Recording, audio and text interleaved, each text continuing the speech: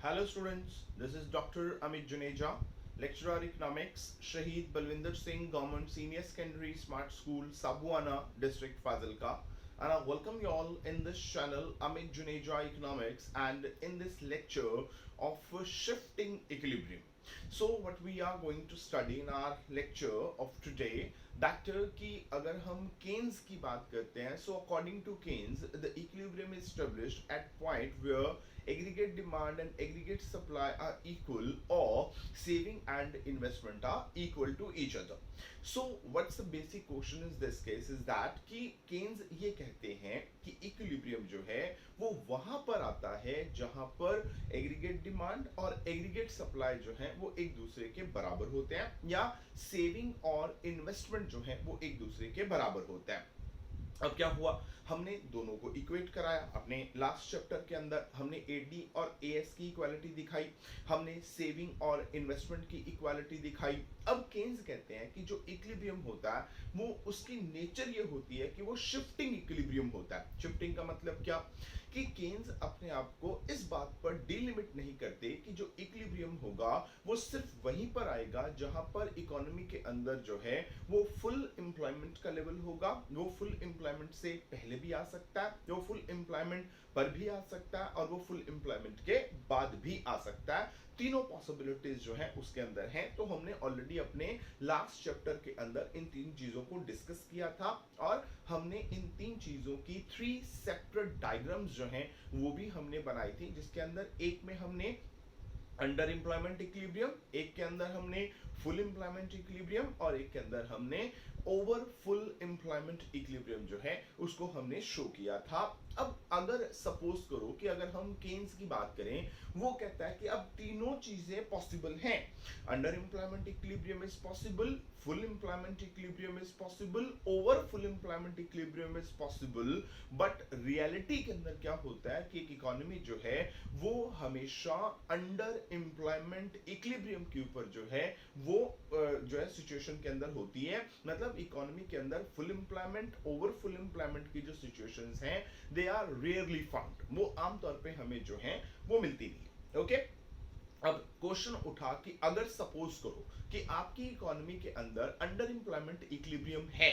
अब तो आप चाहते नहीं, आप तो चाहते हैं एज एन इकोनॉमिस्ट कि आपकी इकोनॉमी के अंदर फुल एम्प्लॉयमेंट इक्विलिब्रियम आए। आप चाहते हैं कि आपके जितने भी आपके पास रिसोर्सेज हैं वो सारे के सारे जो रिसोर्सेज हैं वो फुली यूटिलाइज्ड हों, एफिशिएंटली यूटिलाइज्ड हों, और आपकी इकोनॉमी जो है वो फुल एम्प्लॉयमेंट पे हो। तो उसके लिए हमें क्या करना पड़ेगा? उसके लिए केन्स हमें कहते हैं कि हमें जो हेल्प लेनी पड़ेगी वो हमें इन्वेस्टमेंट की हेल्प लेनी पड़ेगी। क्यों? अगर हम चाहते हैं कि इकोनॉमी के अंदर फुल एम्प्लॉयमेंट आए तो उसके लिए एग्रीगेट डिमांड इतनी होनी चाहिए कि वो क्या कर सके, एग्रीगेट सप्लाई को फुल एम्प्लॉयमेंट के लेवल पे जो है वो इक्वेट कर सके। अब उसके लिए हमें इन्वेस्टमेंट इंक्रीज करना पड़ेगा।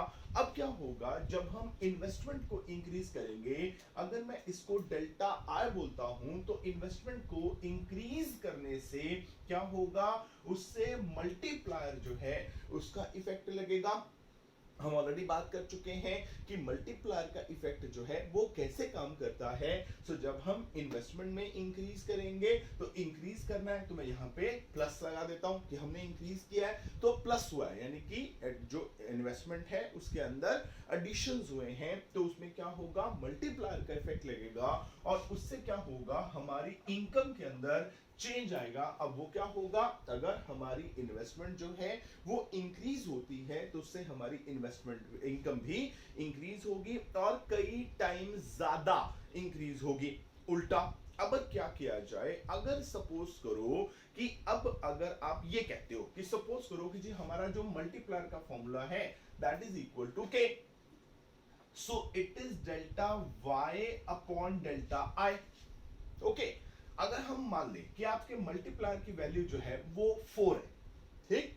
सो आपने क्या किया, आपने ये पता लगाना है कि अगर आप 100 करोड़ की इन्वेस्टमेंट इंक्रीज करते हैं, इंक्रीज करते हैं मतलब प्लस 100 करोड़, ठीक है। सो आपकी इनकम के अंदर कितना चेंज आएगा, तो वो कहेगा कि आपकी इनकम के अंदर जो है वो 400 करोड़ का इंक्रीज आएगा, because there is a plus sign.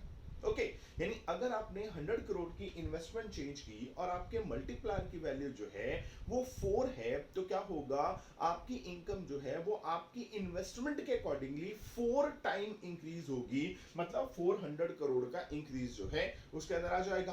पर अगर इसमें इसी फॉर्मूले को हम किसी और तरीके से देखें, अगर मैं कहूं कि it is delta Y upon delta I, अब आपके मल्टीप्लायर की वैल्यू जो है वो 4 है, ठीक।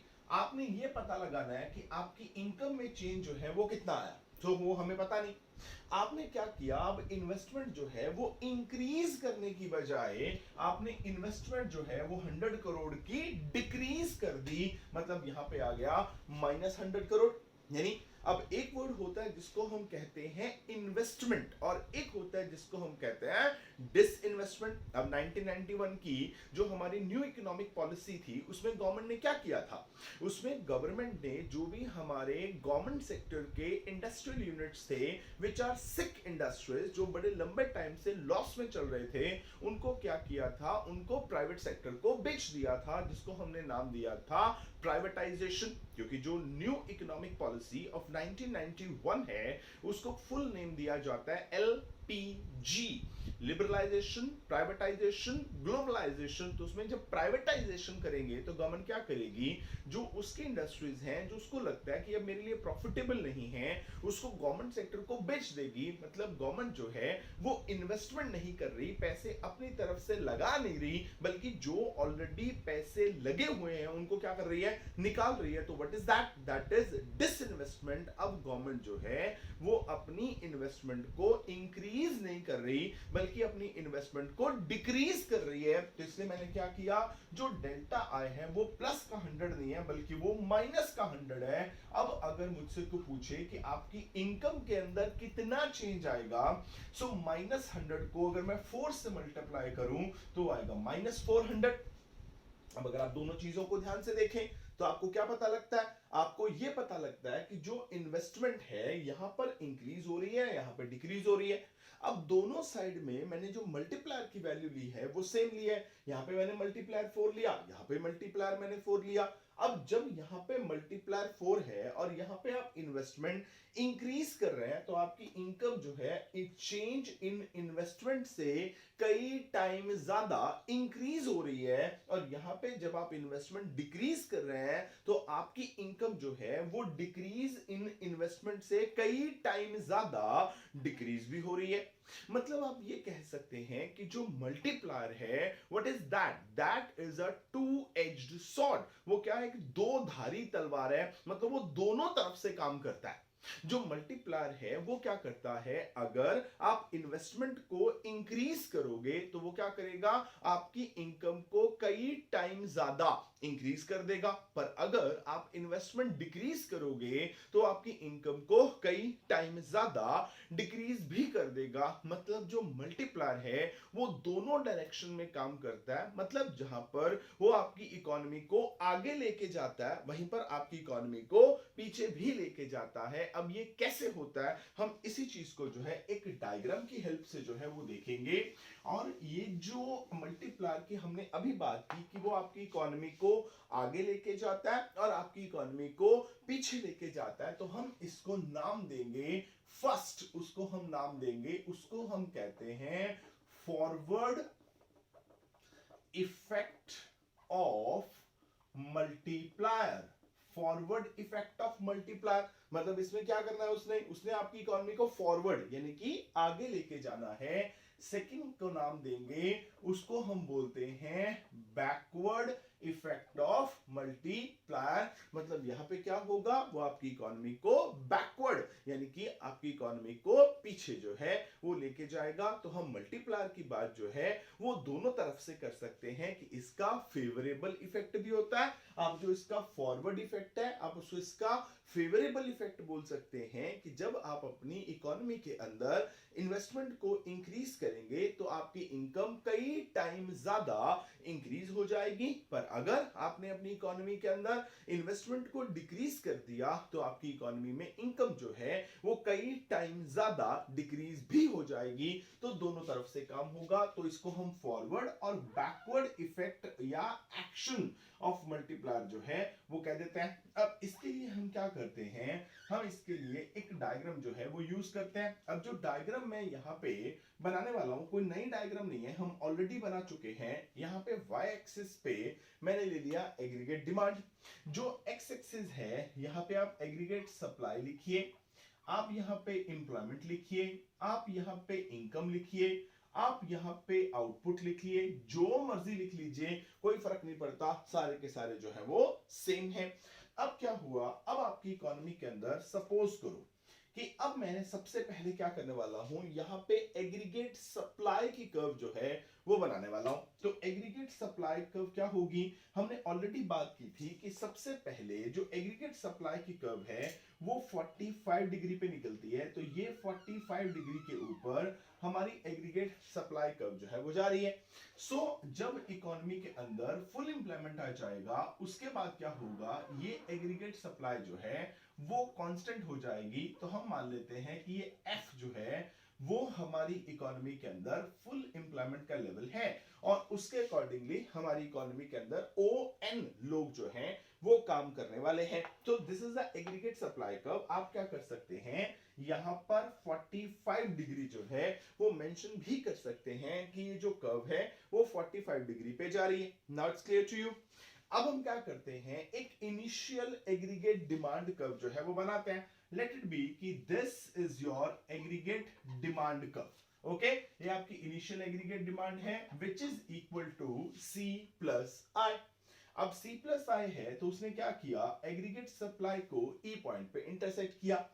E पॉइंट के अकॉर्डिंगली आपकी इकोनॉमी के अंदर ON1 लोग जो हैं उनको काम मिल रहा है। सो उसके अकॉर्डिंगली N1 जो है वो क्या है, वो आपकी इकोनॉमी के अंदर मिलने वाली अनएम्प्लॉयमेंट जो हो जाती है, क्योंकि आपके पास ON लोग थे काम करने वाले, फुल एम्प्लॉयमेंट के लिए ON चाहिए था। पर क्योंकि एग्रीगेट डिमांड जो है वो AD है, उसने एग्रीगेट सप्लाई को E पॉइंट पे इंटरसेक्ट किया। तो रिजल्ट ये निकला कि इकोनॉमी के अंदर ON1 लोगों को काम मिला हुआ है। इसका मतलब ये हुआ कि N1N जो है वो आपकी इकोनॉमी के अंदर अनएम्प्लॉयमेंट है।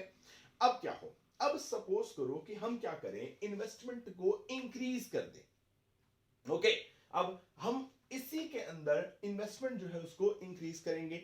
अगर इन्वेस्टमेंट इंक्रीज होगी, पहली तो ये सोचने वाली बात है कि जो इन्वेस्टमेंट इंक्रीज होगी वो कौन सी, क्योंकि अब केन्स की बात कर रहे हैं। केन्स जो है वो तो ऑटोनोमस इन्वेस्टमेंट को लेके चलता है। अब ऑटोनोमस इन्वेस्टमेंट जो है अगर वो इंक्रीज होगी तो क्या होगा, बिल्कुल पैरेलल फॉर्म के अंदर जो है वो इंक्रीज होगी। कैसे, अब अगर हम यहाँ पे एक रफ डायग्राम बनाए, सपोज करो कि ये जो है हमारी इकोनॉमी के अंदर इनिशियली इन्वेस्टमेंट का लेवल था OI, ठीक है, OI, this is the autonomous investment as suggested by Keynes. अब क्या हुआ, केन्स ने इन्वेस्टमेंट को इंक्रीज कर दिया, तो अब उसने कर दिया I1। सो अब I1 हुई तो वो कहां पे हुई, वो II के पैरेलल हुई। इसका मतलब इन्वेस्टमेंट जो है वो एक फिक्स्ड अमाउंट के अंदर इंक्रीज होगी। तो जो नई एग्रीगेट डिमांड बनेगी वो क्या बनेगी, वो पुरानी एग्रीगेट डिमांड के पैरेलल बनेगी। सो अब क्या हुआ, हम सपोज कर लेते हैं कि this is our new aggregate demand, मैं इसको बोल देता हूं AD1। अब ये AD1 किसके बराबर है, देखो C प्लस आई ऑलरेडी था, अब उसमें हमने क्या किया, प्लस कर दिया डेल्टा आई। प्लस डेल्टा आई मतलब कि C प्लस आई तो यही वाला है, डेल्टा आई मतलब वो हमने जो इन्वेस्टमेंट में चेंज लाया, पर हमने क्या किया, प्लस का साइन लगाया और ये दिखाया कि जो चेंज इन इन्वेस्टमेंट है वो क्या है, वो एक पॉजिटिव नंबर है, मतलब हमने इन्वेस्टमेंट को इंक्रीज किया। अब अगर हम एग्रीगेट डिमांड और एग्रीगेट सप्लाई का इक्विलिब्रियम देखें तो वो E1 पे है। E1 के अकॉर्डिंगली क्या हो रहा है, इकोनॉमी के अंदर जो काम मिल रहा है वो N2 लोगों को मिल रहा है, ठीक है। अब देखो, अब चेक करो कि हमने इन्वेस्टमेंट इतनी चेंज करी, जो मैंने यहाँ पे एरो लगाया, उससे क्या हुआ, इकोनॉमी के अंदर जो इनकम एम्प्लॉयमेंट और आउटपुट इंक्रीज हुई, वो हुई N1 N2।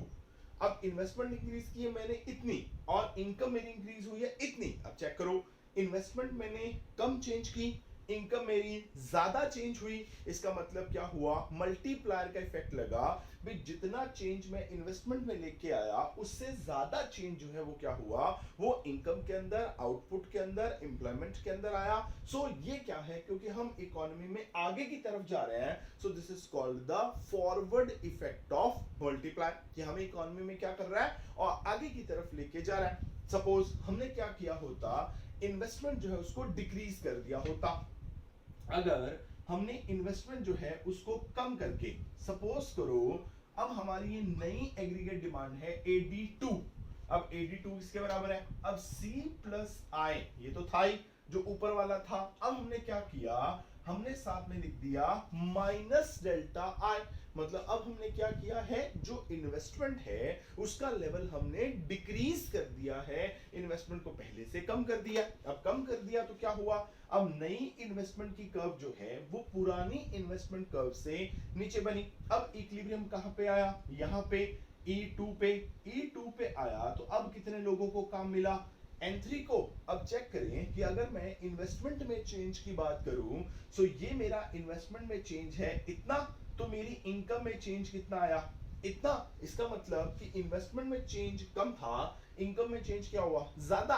अब इनकम डिक्रीज हुई तो, सॉरी, इन्वेस्टमेंट डिक्रीज हुई तो इनकम भी क्या हुआ, डिक्रीज हुई। पर इनकम जो है वो इन्वेस्टमेंट के कंपैरेटिवली ज्यादा डिक्रीज हुई। क्यों हुई, क्योंकि अब क्या हुआ, मल्टीप्लायर का इफेक्ट लगा। तो अब हम क्या कर रहे हैं, इकोनॉमी के अंदर हम बैकवर्ड आ रहे हैं। सो this is called backward effect of multiplier. मतलब क्या होगा, अगर आप एक इनिशियल पोजीशन ले लेते हैं और उससे आप इन्वेस्टमेंट को इंक्रीज करते हैं, जब इंक्रीज करें सो पुरानी एज इट इज ले लीजिएगा प्लस डेल्टा आई कर दीजिएगा।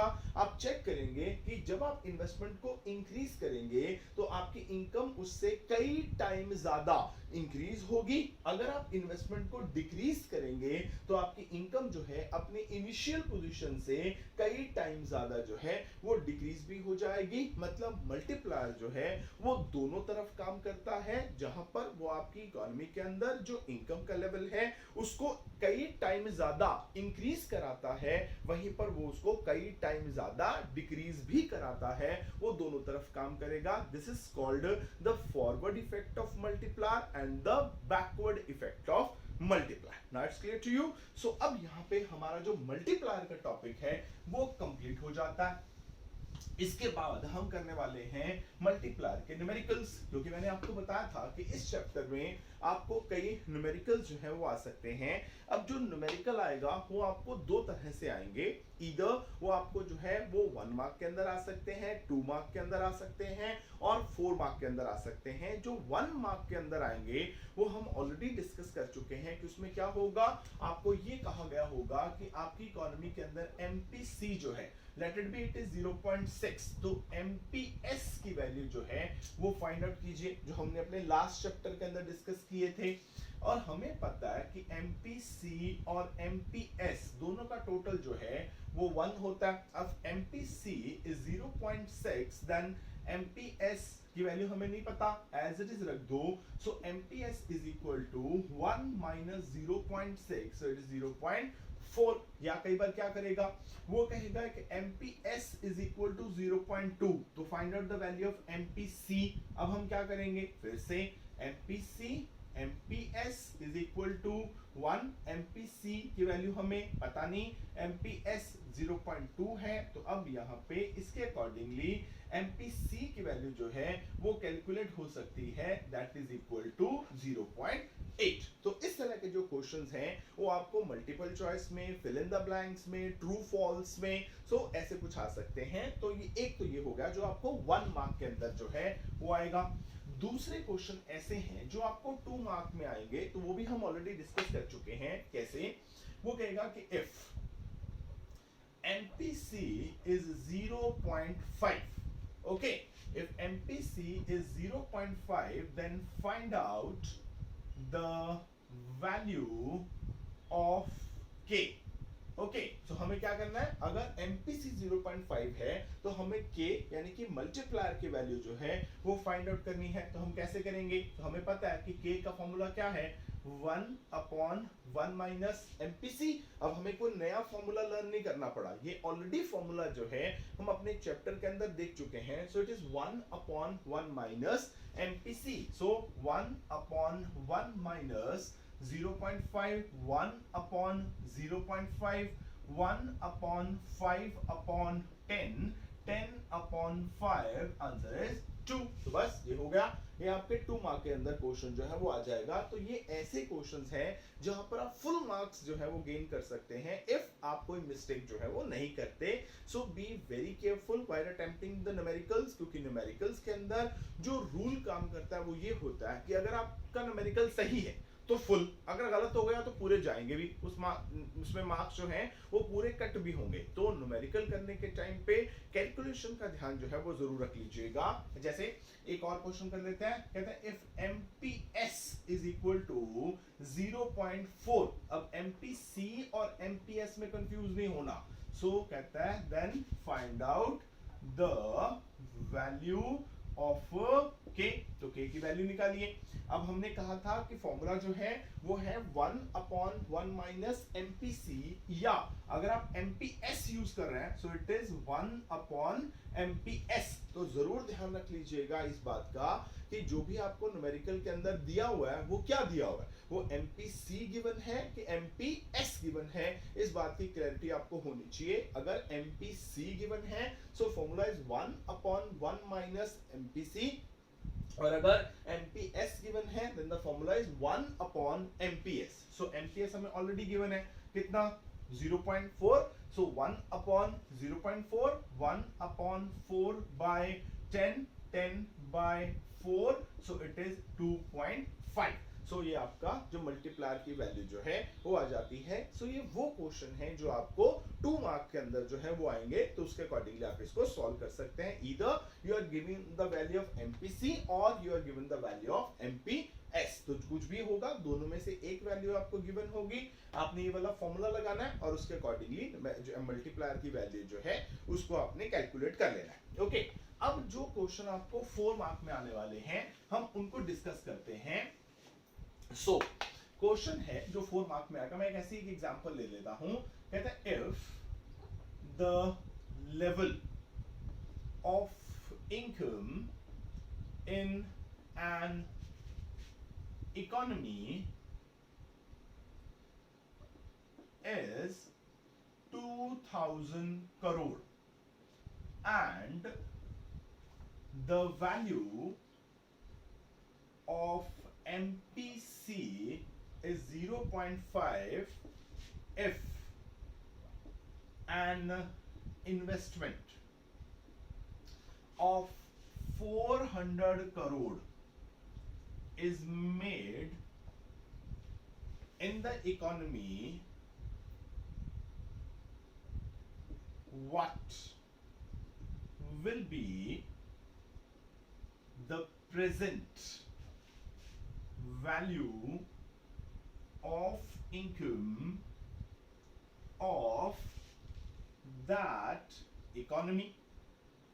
ठीक है, तो ये आपको क्वेश्चन कुछ इस फॉर्म के अंदर आएगा। सो अब आपने करना क्या है, पहले तो क्वेश्चन की जो स्टेटमेंट है उसको ध्यान से पढ़ लेना है कि क्वेश्चन में स्टेटमेंट में वो क्या बोल रहा है। तो वो ध्यान से पढ़िए, वो कहता क्या है, if the level of income in an economy is 2000 crore. Already एक इकोनॉमी के अंदर जो इनकम का लेवल है वो 2000 करोड़ है। तो जो जैसे जैसे आप इसको रीड करें, जैसे जैसे आप इसको पढ़ें, तो साथ के साथ जो है उसको लिखते जाइएगा कि आपको क्या क्या गिवन है। सबसे पहले तो आपको y गिवन है, इनकम का लेवल गिवन है एंड दैट इज 2000 करोड़। ठीक, तो बीच बीच में से निकालते रहिएगा। फिर क्या है, and the value of MPC is 0.5। तो अगली चीज हमें मिल गई कि हमें MPC की वैल्यू पता है और वो है 0.5। नेक्स्ट कहना है if an investment of 400 crore is made in the economy. तो एक इन्वेस्टमेंट की गई है कितनी, 400 करोड़ की। सो डेल्टा आई हमें गिवन है कितना, 400 करोड़ का। ठीक है। So what will be the present value of income in the economy, तो आज की डेट में इनकम कितनी होगी। अब सोचो कि 2000 करोड़ की तो ऑलरेडी है, ठीक। वो कहता है अब अगर हम 400 करोड़ की इन्वेस्टमेंट और कर दें, ठीक है। सो अब इनकम कितनी होगी। अब एक तो 2000 करोड़ जो ऑलरेडी पड़ी है वो तो है ही, दूसरी कौन सी होगी जो इस इन्वेस्टमेंट के करके इंक्रीज होगी, अगर हम उसको बीच में ऐड कर दें तो हमें प्रेजेंट लेवल ऑफ इनकम जो है पता लग जाएगा। कैसे, मैं रिपीट करता हूं। देखिए 2000 करोड़ ऑलरेडी है, वो कहता है अभी कितनी है, तो एक तो 2000 करोड़ है वो तो कहीं नहीं जा रही, दूसरा वो कहता है कि अब हमने 400 करोड़ की इन्वेस्टमेंट की। अब जो 400 करोड़ की इन्वेस्टमेंट है वो प्लस में है, अब ये प्लस में है तो क्या होगा, इसके ऊपर मल्टीप्लायर का इफेक्ट लगेगा, उससे क्या होगा, इनकम कई टाइम ज्यादा इंक्रीज होगी। अब जितनी वो इनकम इंक्रीज होगी इस 400 करोड़ की इन्वेस्टमेंट के करके, अगर उस इनकम को मैं इस 2000 करोड़ में ऐड कर दूं तो क्या हो जाएगा, मुझे प्रेजेंट लेवल ऑफ इनकम जो है वो मिल जाएगा। कैसे, अब सोचो, अब हम फॉर्मूला क्या लगाने वाले हैं, अब हम फॉर्मूला लगाने वाले हैं delta y upon delta I. अब सोचो, अब इस फॉर्मूला के अंदर डेल्टा आई वो तो मुझे पता है कि वो कितना है, वो 400 करोड़ का है, ये डेल्टा वाई मुझे ढूंढना है भी। अब यहां से मुझे ये पता लगेगा कि जो 400 करोड़ की इन्वेस्टमेंट हुई है उससे इकोनॉमी के अंदर कितनी इनकम चेंज हुई है। तो अगर मान लो वो कहता है 500 करोड़ चेंज हुई है, तो 2000 करोड़ ऑलरेडी है, 500 करोड़ मान लो और चेंज हो गई तो कितनी हो गई, 2500 करोड़। तो आंसर आ गया। हमारा पर्पस इस डेल्टा वाई को ढूंढना है, तो उसके लिए क्या चाहिए, अगर मैं यहां से k की वैल्यू ढूंढ लूं तो मुझे यहां से डेल्टा वाई पता लग जाएगा। अब k कहां से आएगा, k के लिए हमें अपना सेकंड फॉर्मूला लगाना पड़ेगा, वो है 1 अपॉन 1 माइनस एमपीसी, क्योंकि हमारे पास एमपीसी भी है, यहां से हम k की वैल्यू कैलकुलेट कर सकते हैं। सो वो आएगी 1 upon 1 minus 0.5, 1 upon 0.5, so it is 2। तो मल्टीप्लायर की वैल्यू कितनी आ गई, 2। सो अब delta y is equal to 400 crore into 2 and equal to 800 crore. वो कहता है अब इनकम में 800 करोड़ का चेंज आया। अब 2000 करोड़ ऑलरेडी थी, जो 800 करोड़ है उसका चेंज आया, तो हम क्या लिखेंगे, हम लिखेंगे कि present level of income is equal to, एक तो जितनी आपकी पहले y थी वो तो है ही, प्लस क्या होगा यहां पे डेल्टा y जितना चेंज आया। अब ऑलरेडी हमारे पास 2000 करोड़ ऑलरेडी थी, प्लस क्या हुआ 800 करोड़ का जो है वो चेंज आया, तो प्रेजेंट लेवल ऑफ इनकम जो है इकोनॉमी के अंदर वो 2800 करोड़ की जो है वो हो जाएगी। तो इससे क्या होगा, इससे हमें अपनी इकोनॉमी के अंदर जो प्रेजेंट लेवल ऑफ इनकम है उसका पता लग जाएगा। Now it's clear to you. So इस तरह के न्यूमेरिकल जो है वो आपको एग्जाम के अंदर आने वाले हैं। तो इस तरह का एक न्यूमेरिकल जो है वो हम और कर लेते हैं ताकि थोड़ी प्रैक्टिस हो जाए आपको। So the next question is, if the present level of national income in an economy is 5000 crore with MPC is equal to 0.8. Okay, if an investment of 500 crore is made in the economy, what will be the present level of national income। ठीक है, तो ये हमें ढूंढना है, तो same है जैसे हमने पीछे किया था। सो जो जो पता है उसको लिखो। पहले तो नेशनल इनकम y, उसका लेवल आपको ऑलरेडी गिवन है 5000 करोड़, जो गिवन है वो लिखते जाइए। नंबर 2 आपको MPC गिवन है, दैट इज 0.8। फिर आपको इन्वेस्टमेंट पता है, डेल्टा आई वो है 500 करोड़, ये है। ठीक है, तो आपने present level of national income ढूंढना है। सो प्रेजेंट लेवल कैसे निकलेगा? ऑलरेडी जितनी वाई है उसके अंदर जितना चेंज आया वो प्लस कर देंगे। मतलब हमें क्या करना है, हमें ये ढूंढना है कि जो इन्वेस्टमेंट हुई उसके करके इनकम में कितना चेंज आया। अब जितना चेंज आएगा लास्ट क्वेश्चन की तरह क्या करेंगे, उसको इस 5000 करोड़ के अंदर ऐड कर देंगे तो हमें टोटल इनकम पता लग जाएगी। मतलब इसके अंदर अब मुझे ये पता है कि जो डेल्टा आई है वो कितना है, वो है 500 करोड़ का। अब डेल्टा वाई मुझे ढूंढना है तो मैं क्या करूंगा, मैं यहाँ पे के की वैल्यू कैलकुलेट करूंगा। तो के कहां से मिलेगा? के मिलेगा 1/1 माइनस MPC। ठीक है, so it is 1/1 minus 0.8, so it is 1/0.2, 1/2/10, 10/2, it is equal to 5। So k की वैल्यू जो है वो 5 आ गई। अब क्या होगा इसमें, हम k की वैल्यू यहाँ पे 5 पुट करेंगे, उससे क्या होगा कि डेल्टा y जो है वो कितना आएगा, ये 500 करोड़ है, इसको 5 से मल्टीप्लाई कर दीजिए, सो it is 2500 crore. So delta y जो है वो आपका आ गया 2500 करोड़। अब जो प्रेजेंट लेवल ऑफ इनकम है वो कैसे निकलेगी, तो हमें आज की निकालनी है। तो हम लिखेंगे यहाँ पे प्रेजेंट लेवल ऑफ इनकम, ये किसके बराबर है, ये जितना आपका y था ऑलरेडी और जितना चेंज आया दैट इज डेल्टा y। तो y हमारा ऑलरेडी कितना था, वो था हमारा 5000 करोड़। सो यहाँ पे 5000 करोड़ प्लस अब डेल्टा y कितना हुआ 2500 करोड़। 2500 करोड़ का चेंज आया, यानी 5000 करोड़ आपकी ऑलरेडी नेशनल इनकम थी, अब उसमें 2500 करोड़ का चेंज आया और हो गया। तो अभी प्रेजेंटली कितनी हुई, दोनों को ऐड कर देंगे तो बन जाएगा 7500 करोड़। सो this is your present level of national income. तो इस तरह से आप क्या कर सकते हैं, अपने जो सारे के सारे न्यूमेरिकल्स हैं वो सॉल्व कर सकते हैं। तो ये आपको 4 मार्क्स के अंदर जो है वो आने वाला है। सो हमने कुछ भी नहीं किया, मैक्सिमम टू मैक्सिमम हमने 2 मिनट लगाए इसको सॉल्व करने के लिए। तो इसका सीधा सीधा फॉर्मूला ये है कि आपने क्या करना है, सबसे पहले जो आपको गिवन है आपने वो लिख लेना है। जैसे आपको इनकम का लेवल गिवन होगा, MPC आपको गिवन होगी, चेंज इन इन्वेस्टमेंट आपको गिवन होगी, या तो आपको सीधा पूछेगा कि जो डेल्टा आई है उसके करके इन्वेस्टमेंट में चेंज अगर 500 करोड़ का आता है तो उससे इनकम में चेंज कितना आएगा। जस्ट आपसे चेंज पूछेगा, जब चेंज पूछेगा तो सिर्फ आपने यहीं पे बात खत्म कर देनी है 2500 करोड़ पे। पर अगर आपसे पूछ ले कि present value of national income कितना होगा, तो क्या करेंगे, जितना ऑलरेडी था जितना चेंज आया दोनों को प्लस करेंगे, तो उससे क्या होगा, present level of national income जो है वो आ जाएगा। सो this is how you can calculate the value of present level of income in the economy.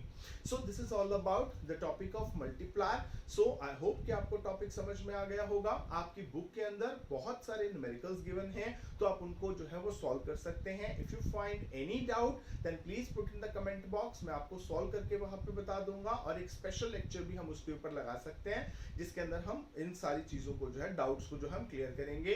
So this is all about multiplier. So meet again in the next lecture with another new topic. Till then, it's goodbye from my side. Thank you very much and all the best.